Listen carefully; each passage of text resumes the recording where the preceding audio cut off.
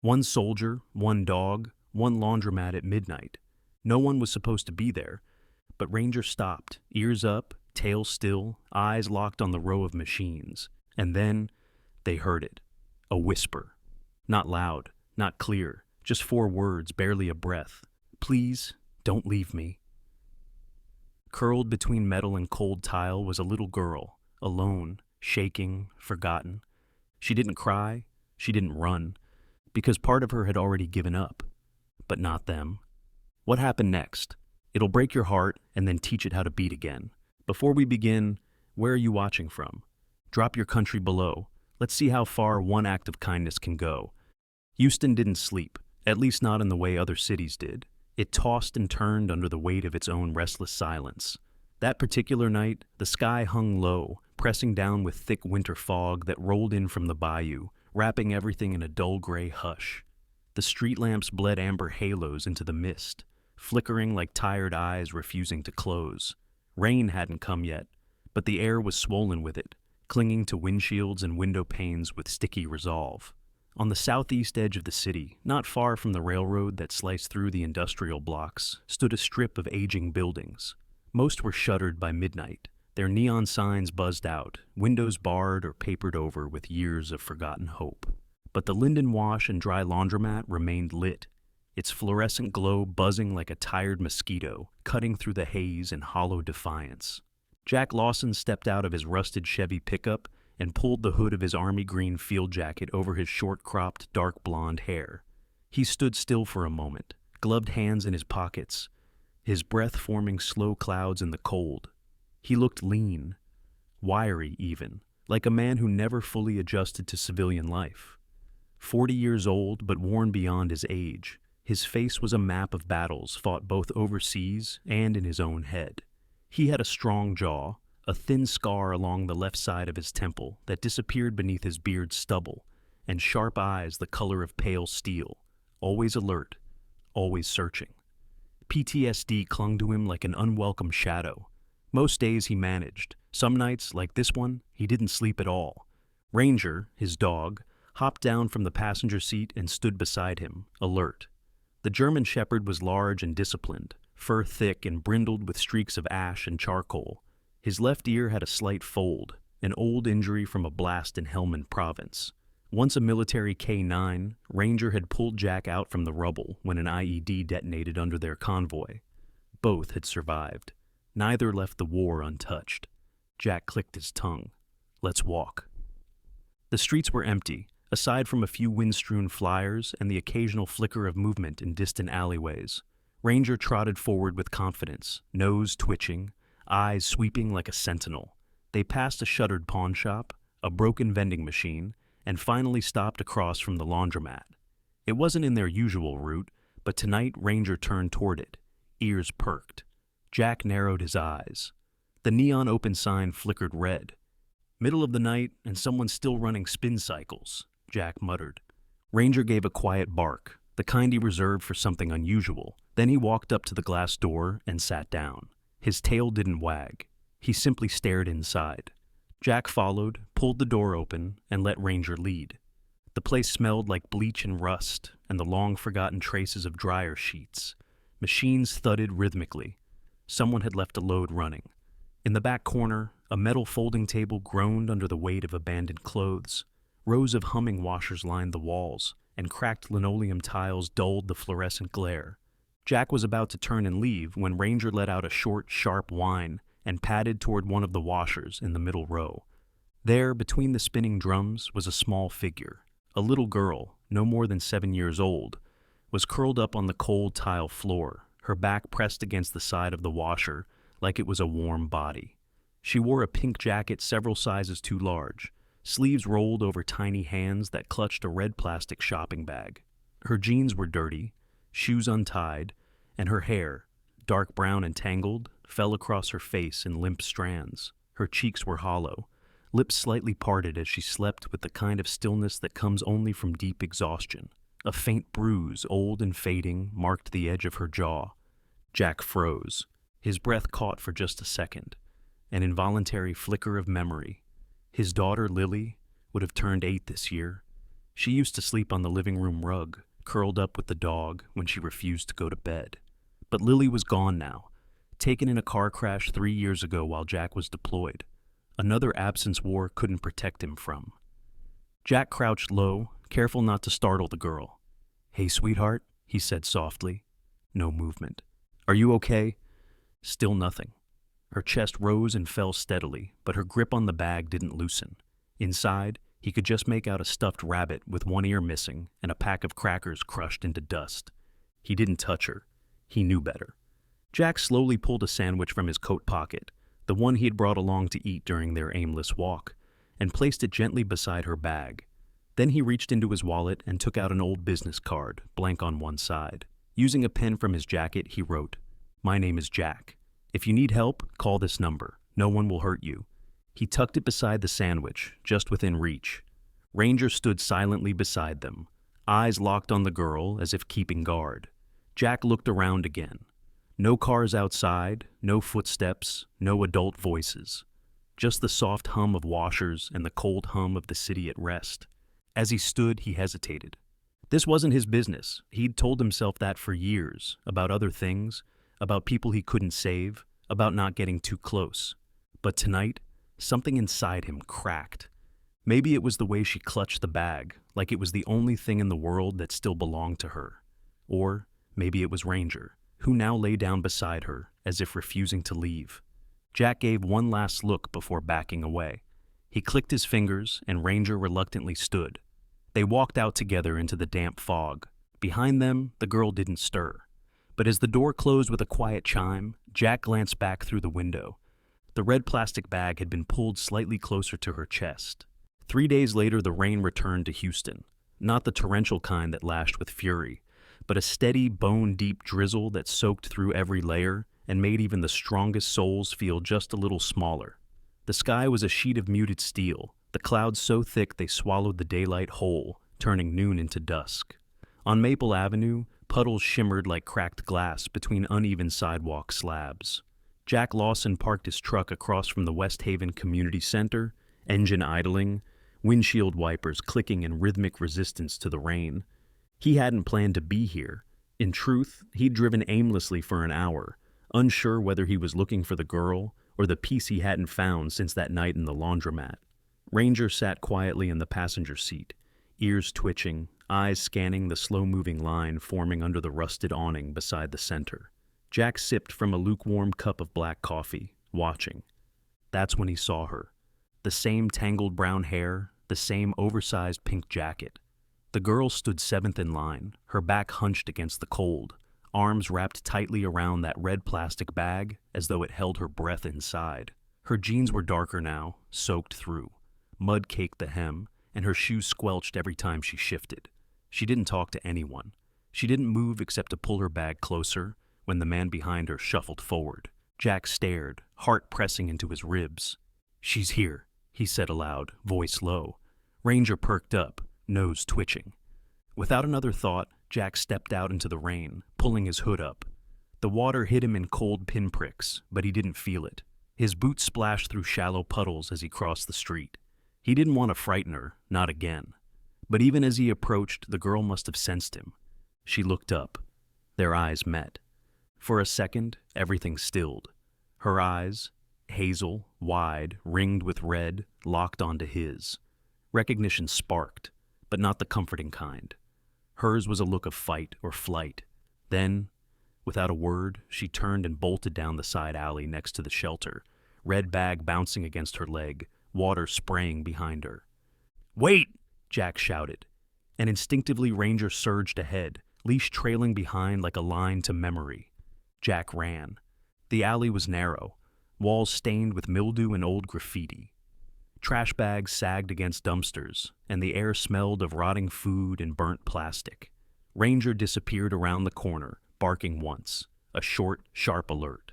Jack skidded around, nearly slipping on a slick patch of grease, and saw Ranger sitting motionless in the mouth of a dead-end corridor, tail stiff, gaze fixed on a figure in the shadows. A man sat there, cross-legged on flattened cardboard boxes, half sheltered by a warped sheet of metal leaned against the brick wall.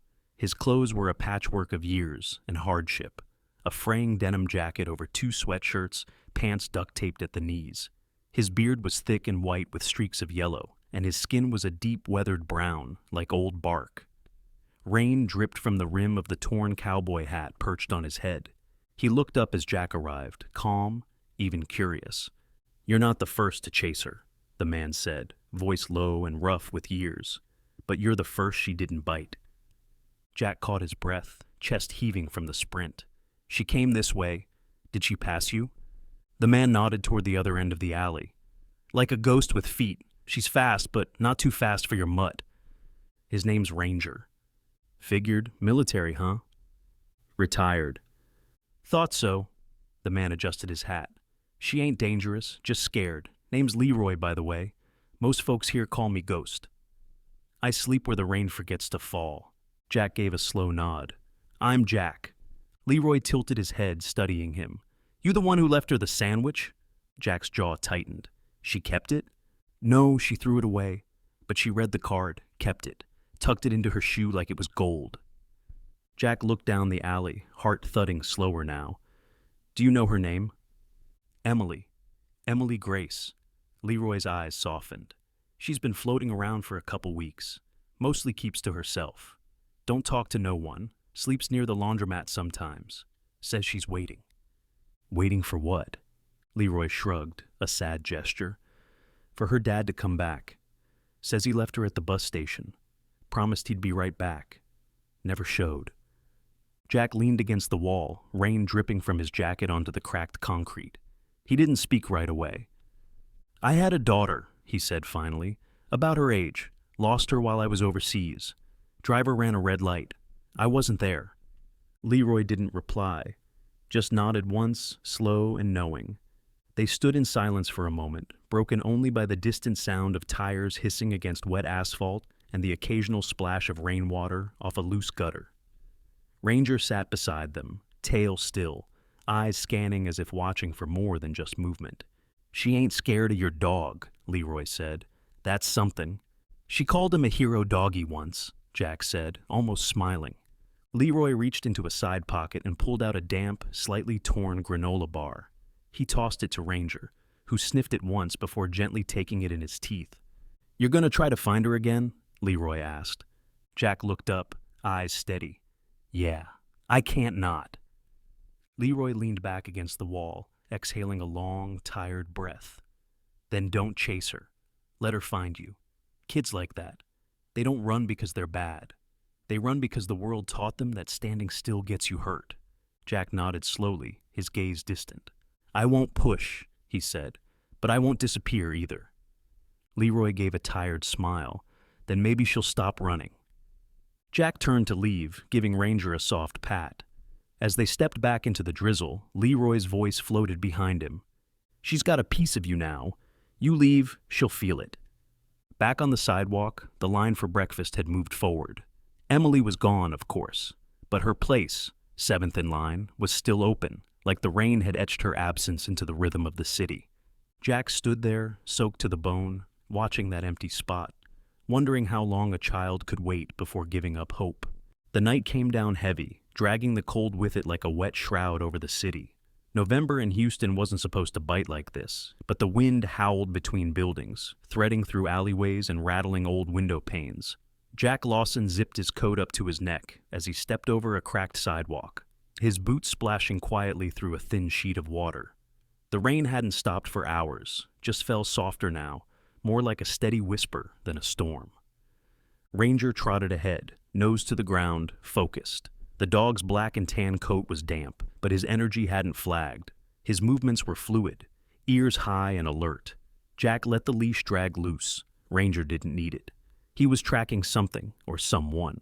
2 hours earlier, Jack had parked outside the laundromat again, hoping to spot the girl, Emily. He hadn't seen her in the shelter line that morning. The 7th spot remained empty, and that silence had nagged at him all day. Leroy had mentioned she sometimes slept where the wind don't reach, which didn't give him much, but Ranger seemed to pick up something.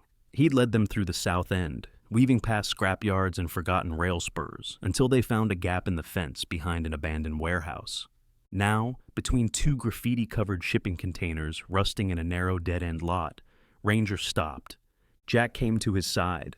A blue tarp had been stretched across the mouth of one of the containers, weighed down with bricks at the bottom corners. Its edges flapped gently in the wind.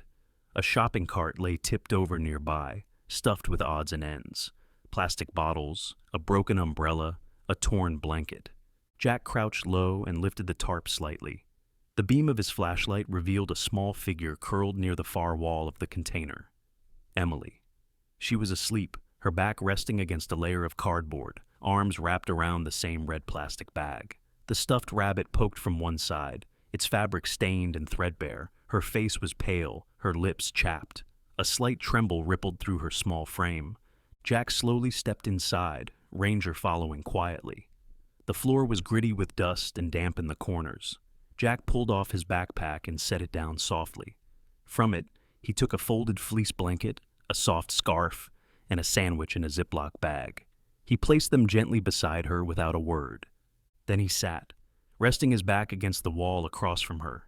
He didn't speak, didn't move, just watched her breathe. Emily whimpered in her sleep. "Dad, don't go." The sound hit Jack like a knife under the ribs. His mind snapped backward. Hospital lights, beeping machines, his daughter Lily's small hand limp in his palm. The voicemail he missed because of a delayed flight. The words he'd never heard from her again. He blinked hard, trying to steady his breath. Emily twitched and shifted, her small hand brushing the sandwich. Jack reached out, just a gentle touch, fingertips aiming for her shoulder. A small gesture to let her know she wasn't alone. But the second he made contact, Emily jolted upright with a scream.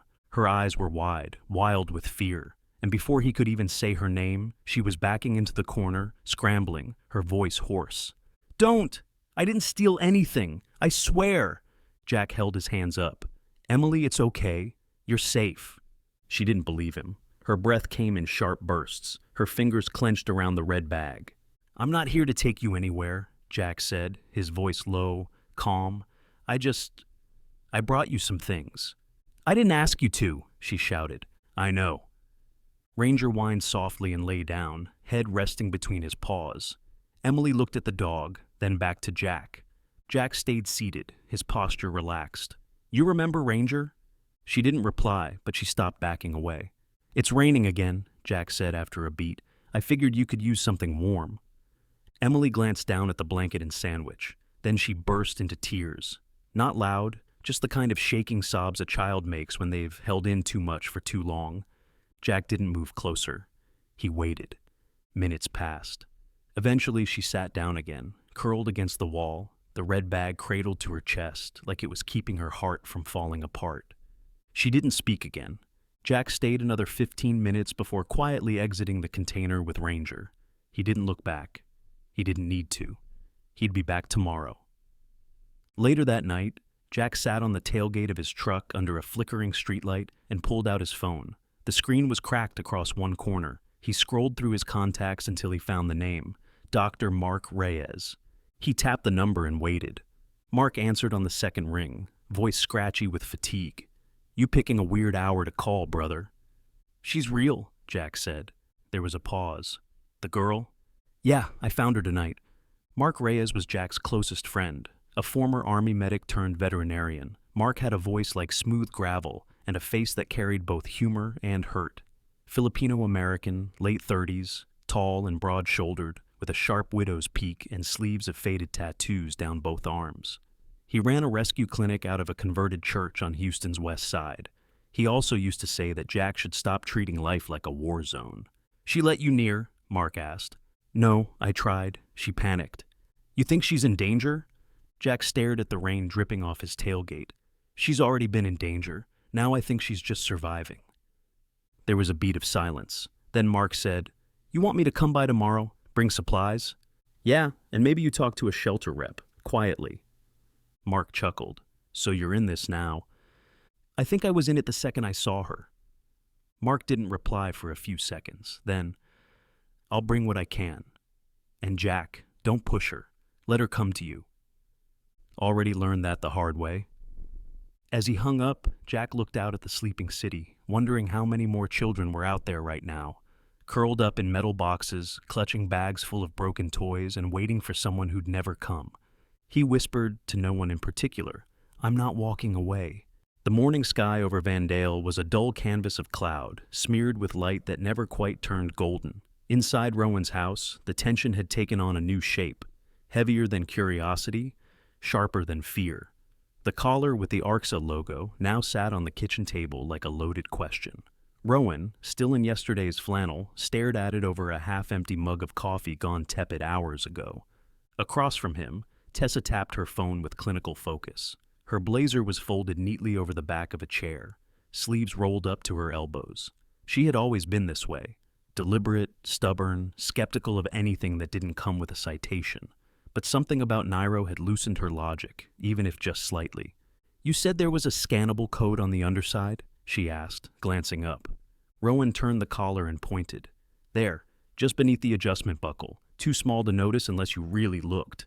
Tessa angled her phone and the device chirped. Within seconds, a screen loaded. Minimalist in design, but guarded behind multiple encryption layers. She frowned. "This is high level. It's not public-facing." She tried a series of workarounds, using legal tools from her law firm's database. 5 minutes later, a logo materialized. Project, Neurosynth, ARCA Biological Integration Division, confidential access only. Rowan's throat tightened. "What the hell is Neurosynth?" "Give me a second," she muttered. The file structure was extensive, dozens of folders labeled with cold technical terms. Emotional response calibration, genetic integration trials, behavioral sync logs. But it was one file, titled Alpha Companion Trial, Year 2, that drew their eyes. Tessa opened it, and an image filled the screen. A sterile room, lit by white LED panels, a sleek examination table, and beside it, sitting calmly with an expression far too thoughtful for any animal, was Nero. But that wasn't what made Rowan stagger back. Seated next to Nairo, hand resting gently on its massive shoulder, was a woman with storm gray eyes and dark copper hair pulled into a loose braid. Her smile was gentle. Her name was Alara, his wife. The same wife who had vanished without explanation 3 years ago. Tessa's eyes widened as she looked from the screen to her brother. "Rowan." He couldn't speak. He sank slowly into the chair, breath catching. That wasn't just proof that Nairo wasn't a dog. It was a severed thread connecting to something he'd buried. Or tried to. "Alara worked for ARCA," he whispered, almost to himself. Tessa nodded slowly. "She never told you?" "She said she worked in advanced neural tech. I thought that meant prosthetics, not..." He glanced toward Nero, lying silently in the next room, golden eyes watching from the hallway like he understood every word. Tessa opened another folder. Documents spilled across the screen. Neural imprint mapping, empathy model encoding, keywords like transference threshold, and biological mirror recognition. Everything pointed to the same conclusion.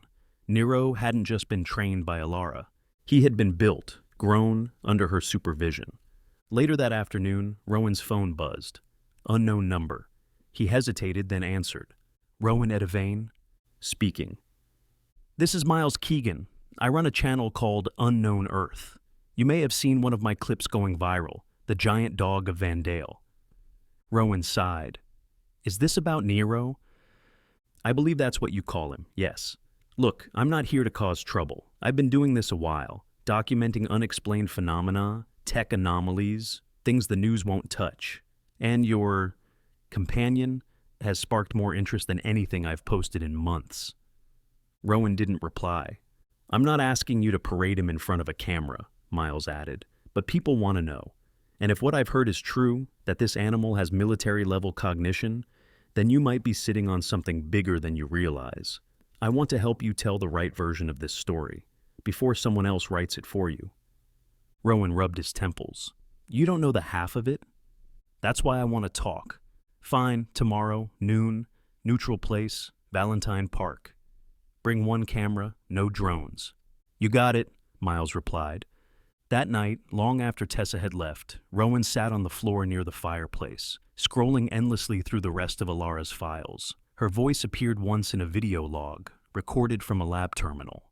She wore a white coat, her voice calm and precise. "Subject Alpha 3 shows increased retention of audio emotive responses. When I played Chopin's Nocturne in E-flat major, he laid down and placed his head on my knee. I believe he's associating tonal resonance with emotional safety. I've updated the empathy matrix to reflect this. I know what they want to use this for. I can't let them.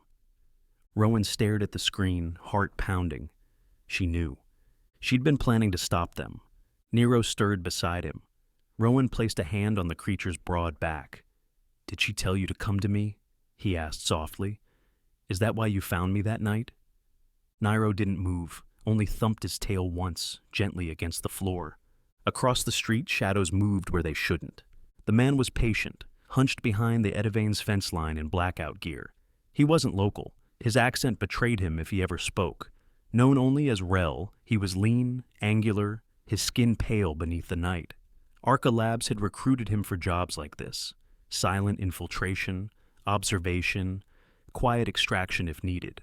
Rel had no love for science, but he did love clean orders and clean pay. He crept toward the back of Rowan's house, slipped a device the size of a coin from his sleeve, and placed it under the gutter near the bedroom window. A micro-transmitter, capable of relaying sound and limited thermal imaging back to Arca. Just as he turned, he froze. The hairs on the back of his neck lifted. From the tree line came a low sound, like a thunderstorm caught in a bottle. Nero emerged from the darkness, slow, silent, his body impossibly large, eyes burning like coals. Rel pulled a stun rod, flicking it on with a soft hiss of electric current. "Back, beast," he muttered. But Nero didn't back away. He leapt. Rel barely moved before the camera he wore shattered against the pavement. The rod clattered to the stones. He rolled out from under Nero's claws, scrambled to his feet, and bolted into the street, blood trailing from a deep gash in his arm. Nero stood in the driveway, watching, not chasing.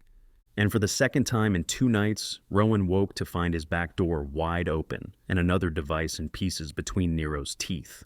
By morning, Rowan and Tessa had reviewed the security footage from the motion lights outside.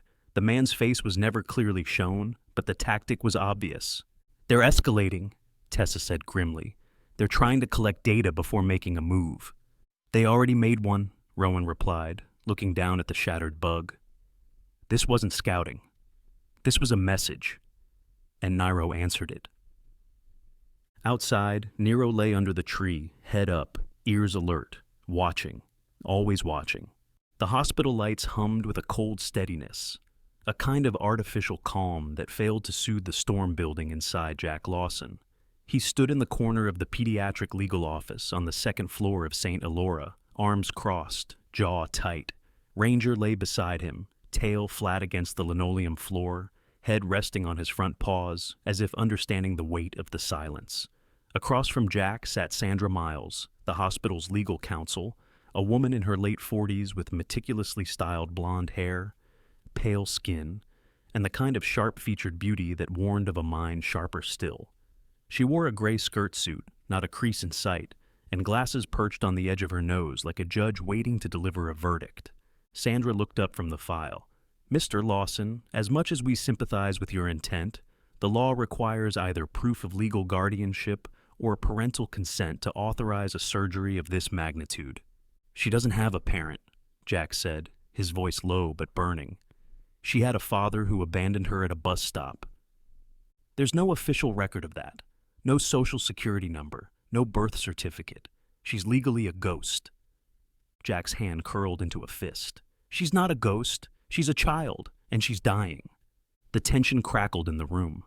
At that moment, Dr. Elise Rowan stepped in, her white coat fluttering slightly behind her. Her auburn hair was looser today, a few strands falling into her focused, hazel eyes.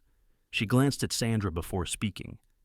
"Emily's condition has stabilized, but not for long. We need to operate in the next 72 hours.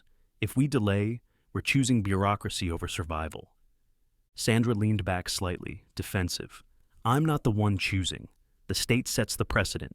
If this surgery fails and there's no legal guardian, I'll take full responsibility," Jack interrupted. "Put it in writing. Name me as guardian. I'll sign whatever releases you need. I'll pay for everything myself." Elise glanced between them. "It's possible to file an emergency guardianship petition. It won't be instant, but we can push it through in family court with urgency, if we have a lawyer willing to stand with us." Jack exhaled. I know someone. That afternoon, Jack contacted Ben Whitaker, an old Army buddy turned family attorney. Ben was in his early 40s, clean-cut, African-American, with an easy smile and a suit that never seemed to wrinkle no matter how chaotic his day got. He had a calming presence, like someone who'd seen war but chose to build peace afterward. When Jack explained the situation, Ben didn't hesitate. I'm on my way, he said. Text me everything. We'll build the case before they even blink. Over the next 2 days, Jack never left the hospital. While Ben worked through legal channels, Jack and Ranger kept vigil by Emily's side. They brought her small gifts, a wooden rabbit carved by hand, a coloring book, a stuffed plush version of Ranger with a little badge sewed on its collar. Each evening, Jack would read aloud from a stack of old children's books, his voice low and steady. Sometimes, Emily stirred. Sometimes, she just listened with eyes closed. On the second night, when Ranger laid his head beside her pillow, she reached up and whispered, "Hero doggy," before drifting back to sleep. Jack blinked fast and looked away. On the third morning, something unexpected happened. A reporter showed up at the hospital. Her name was Talia Moreno, a local journalist known for human interest stories with bite. Mid-30s, petite with olive skin, tightly coiled black hair pulled into a bun, and a voice as clear as her questions were sharp. She had read Elise's medical statement, an anonymous leak, and reached out to Jack through Ben. She arrived with a small camera crew, polite but firm. I heard there's a veteran willing to risk his name to save a girl no one else will claim. Jack met her in the lobby. I'm not looking for attention. But attention might be the only thing that moves the system fast enough, she replied. Let me tell her story. Let people know what's happening here. Jack hesitated. Then he thought of Emily's heartbeat, of her little hand gripping Ranger's fur, of the red bag she still slept beside, even in the hospital bed. Fine, he said, but this is about her, not me. That evening the story aired. A dog, a soldier, and a little girl with no name. It opened with soft footage of Ranger lying beside Emily's bed, then cut to Jack speaking plainly about second chances, about not walking away when someone needs you. Talia's narration was spare, but powerful. The piece went viral. By morning, the hospital's phone lines were flooded. Offers of help poured in. Lawyers, nurses, families, veterans. Local officials issued statements. A state senator called Elise personally to say she would cut through the red tape. But none of that mattered to Jack until he saw Emily smile. Late that night, after the hospital hallway quieted and Ranger's steady breathing filled the room, Jack was reading Where the Wild Things Are. Emily stirred, looked up at him with drowsy eyes, and whispered, Did Max ever come back? Jack paused. He did. He came back, and someone was waiting for him. Emily smiled sleepily. Good. He reached for her hand. This time she didn't pull away. The courtroom was colder than it needed to be, both in temperature and in spirit. Fluorescent lights buzzed above, casting everything in pale tones. The walls were beige and unfeeling, the benches hard enough to discourage lingering. Jack Lawson stood at the center of the room, his shoulders square, a document clutched in his hand. He wore his cleanest shirt, light blue, tucked into worn khakis, and a brown leather jacket that still smelled faintly of cedar and dog fur. He hadn't shaved in 2 days, and his steel-gray eyes bore the weathered exhaustion of a man who hadn't slept more than an hour at a time since Emily was admitted. Across from him, Judge Carla Brindley presided with a face carved from marble, late 50s, African-American, with hair cropped short, and streaks of silver that framed her temples like battle lines. She wore no jewelry beyond a simple gold ring and a pair of thin-framed reading glasses perched low on her nose. Her voice, when she spoke, was even and quiet, but carried the kind of finality that could end or save a life. Mr. Lawson, she said, reviewing the paperwork before her, you're seeking emergency guardianship of a minor without a birth certificate, social security record, or formal identification of any kind. On what grounds do you expect this court to override protocol? Jack cleared his throat. Because she's real. Because she's alive and sick and has no one else.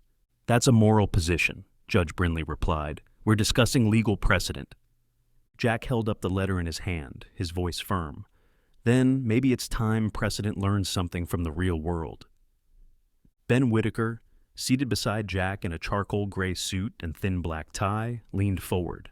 Your Honor, attached to our petition are medical affidavits from Dr. Elise Rowan, testimony from a social worker, and a statement from the responding EMT. We've also provided photographic documentation of Emily's condition upon hospital admission, along with a handwritten letter from Mr. Lawson and a drawing submitted by the child herself. Judge Brindley adjusted her glasses. A drawing? Ben nodded. We believe it speaks to her mental and emotional connection to the petitioner. She opened the folder and pulled out a single sheet of printer paper. The courtroom fell silent as she examined the crayon-colored picture. It showed a little girl holding hands with a large dog in front of a small blue house. The roof was uneven, the windows crooked, but in the corner of the page were words printed in shaky, blocky handwriting. Me and Ranger live here now. Below it, in pencil, was Jack's letter. She never asked me to save her. She never said she needed a home, but every night she reached for that dog like it was the last piece of the world that hadn't betrayed her. I lost my daughter once. I won't lose another. Brindley read it twice, then placed the paper aside without comment. Is there any evidence, Your Honor, Ben pressed gently, that she hasn't been abandoned? There is no confirmation either way, the judge replied, but this court cannot establish legal custody on sentiment. Jack stepped forward. Then, establish it on survival, because if she doesn't get surgery, none of this, laws, papers, hearings, will matter. There was a pause. Judge Brindley narrowed her eyes slightly. The court will take the matter under advisement. The gavel fell. The hearing ended. No decision made. Outside the courthouse, the sky was white with low clouds, the air cold and still. A crowd had gathered. Journalists, neighbors, hospital staff, and strangers who had seen the news story now stood behind police tape. A camera light blinked red. Ranger sat obediently at Jack's side, unmoving. Jack stepped up to the small podium and looked out into the sea of expectant faces. I wasn't trying to be a hero, he began, voice quiet but sure. I didn't go looking for a child, but I found one, and she found me. He paused, glancing down briefly before continuing. I'm not here to plead for permission to care. I'm not asking for applause. I just want the world to remember that every child deserves a name, a bed, a future, someone who doesn't leave. Behind him, Elise Rowan stood with her arms crossed, nodding softly. She'd come in scrubs, her coat pulled tight over her thin frame. Leroy was beside her, his denim jacket patched with duct tape, hands stuffed into his pockets. When the cameras panned to him, he simply said, That little girl's been sleeping behind dumpsters for 2 weeks. If he ain't her father, I don't know who is. A nurse, Maya Singh, petite with jet black hair pulled into a bun, added, She called the dog her hero. Not once did she ask for her dad. Not once, because she doesn't believe anyone's coming for her, except him. That night, the story reached national news. The girl with no name and the soldier who refused to leave. Online, support flooded in. Messages from veterans, pediatric nurses, teachers. People shared stories of being foster kids, of being saved late, of being left too long. And among them was a letter from a woman in Austin who had grown up in the system. She wrote, If someone had fought for me the way Jack Lawson fights for that girl, maybe I wouldn't have spent 18 years thinking I was invisible. Back in the hospital, Jack returned to Emily's room. The heart monitor beeped steadily. Emily was awake, coloring another page. She looked up and asked, Did they say yes?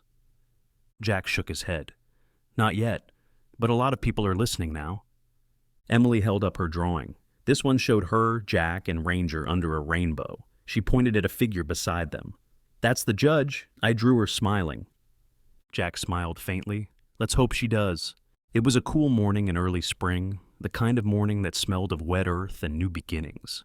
The rain had passed in the night, leaving droplets clinging to leaves and the old wooden railing on the porch. Jack Lawson stood on that porch, arms crossed loosely over his chest, a mug of steaming coffee in hand. His hair was damp from the mist, and he hadn't bothered with a jacket despite the chill. The scars on his knuckles felt less sharp in the morning light, and for the first time in years, the silence around him wasn't heavy. Behind him, inside the modest house with creaky floorboards and windows that whistled in the wind, laughter bounced off the walls. Emily. She was singing softly, a tune Jack didn't recognize, off-key, but bright. Her small voice carried warmth into the corners of the home that had once sat in stillness. The court had ruled in their favor 2 weeks ago. The emergency guardianship was approved after a whirlwind of media pressure, legal testimony, and community outrage. Dr. Elise Rowan, Leroy, Nurse Maya, and even paramedic Marcus Brennan had all spoken or written letters on Jack's behalf. Judge Brinley, the same woman who'd refused the initial petition, signed the papers herself with the words, "Sometimes justice comes wrapped in crayons and courage." Emily Grace was now Emily Lawson. The surgery had been a success. Elise had led a team of 3 in the 6-hour procedure, her eyes unwavering and her hands steady. There had been a tense few days in recovery, with close monitoring and long hours, but Emily had pulled through. Her body was weak, but her spirit had returned faster than anyone expected. Jack had taken her home just 10 days after the operation. His home. He'd spent those nights preparing her room, repainting the walls soft teal, adding glow-in-the-dark stars on the ceiling, placing a bookshelf near the window filled with donated children's books and small handmade wooden robots he'd carved while waiting in the hospital. One bore a crooked smile and a sticker that read, "Ranger's Buddy." The red plastic bag, the one that had followed Emily through every dark place, now hung from a low oak branch in the front yard, gently fluttering in the breeze. It had been her idea. "I want it to stay right there," she'd said, "so I remember I don't need to run anymore." The house, once quiet to the point of haunting, now held the soft hum of life. There were footsteps down the hallway, cookie crumbs on the kitchen floor, small socks hidden behind cushions, and a coat rack with a tiny pink jacket next to Jack's field jacket. Even Ranger had changed. He followed Emily like a shadow, tail wagging, protective but patient. He let her rest her head on him during naps and sat beside her when she colored, occasionally thudding his paw down when she laughed too hard. That morning, Emily emerged from her room in blue pajamas covered in cartoon wolves. Her hair had started to grow thicker, shinier. She carried a book in one hand and a wooden robot in the other. "Can we read it again?" she asked. Jack grinned. "That depends. Are you going to fall asleep before we get past page 5 this time?" "I was just pretending last night," she said, climbing onto the couch. Ranger followed and curled up at her feet, tail wrapping around like a blanket. Jack took the book, Where the Wild Things Are, and settled in beside her. They read slowly, his voice softer than usual, as if afraid to scare the peace. Outside, the mail truck rumbled by. Birds chirped on wet branches. In the backyard, the swing jack had hung from the old tree swayed slightly, waiting for its next use. At one point, Emily looked up from the book and asked, "Do I get to keep your name forever?" Jack paused. "If you want it." She nodded. "I think Lawson sounds brave." "It is," he said. "You make it that way." Later that afternoon, Mark Reyes came by, his pickup rolling in with music playing low and windows fogged from the heater. He stepped out in his usual faded jeans and olive green hoodie, a box of oatmeal cookies under one arm, and a vet tech smile on his face. His short-cropped hair was messier than usual, and he had bags under his eyes that spoke of late-night emergency calls. But his grin was wide. "She's still calling Ranger her hero doggy?" he asked as he handed Jack the box. "Only when she's not calling me Captain Bossy," Jack replied. Emily peeked out from the door and waved. "Hi, Uncle Mark." Mark bowed dramatically. "Princess Emily." The two men shared a look, one of those silent exchanges born of shared war, shared loss, and now something else entirely: healing. That night, Jack tucked Emily into bed, pulling the blanket up to her chin. Her stuffed version of Ranger sat by her pillow. The real one lay curled under the bed, his breathing slow and deep. Jack turned to leave, but Emily reached for his hand. "Don't forget the story." He sat back down. She handed him a different book this time, The Velveteen Rabbit.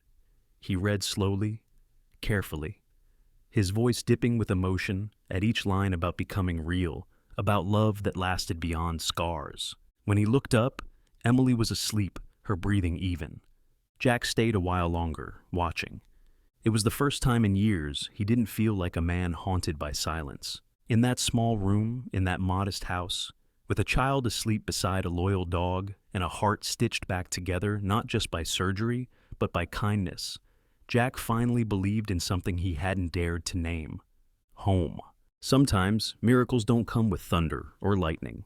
They come in the shape of a dog's bark at midnight, in the quiet footsteps of a soldier who refuses to walk away, or in the fragile voice of a little girl who dares to trust again. Emily didn't ask for a hero. She just needed one person who stayed. And in return, she gave Jack what he thought he had lost forever, a reason to hope. Maybe this was no coincidence. Maybe God still places people exactly where they need to be, even when they're broken, even when they feel forgotten. So, tonight, wherever you are, hold on to this truth. No child is ever truly invisible. Not to God, not to the right heart. May the Lord bless every viewer watching this story. May He guide you to the ones who need your light the most. If this story touched your heart, share your thoughts in the comments below. Share it with someone who still believes in second chances, like this video, and don't forget to subscribe to join us on more journeys of love, loss, and redemption. Together, let's be the miracle someone's waiting for.